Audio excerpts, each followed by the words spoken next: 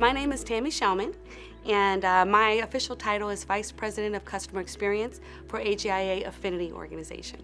Prior to using the Bloomfire platform, we had SharePoint. Our average hold times were significantly high, where we would have to put a customer on hold every time we needed to answer a question.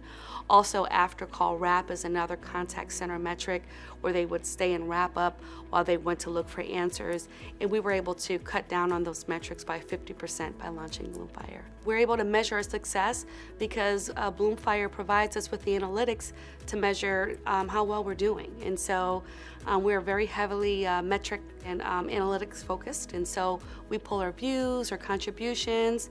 We're able to determine how fast we're getting the answers. We're able to measure month over month our progress and improvement.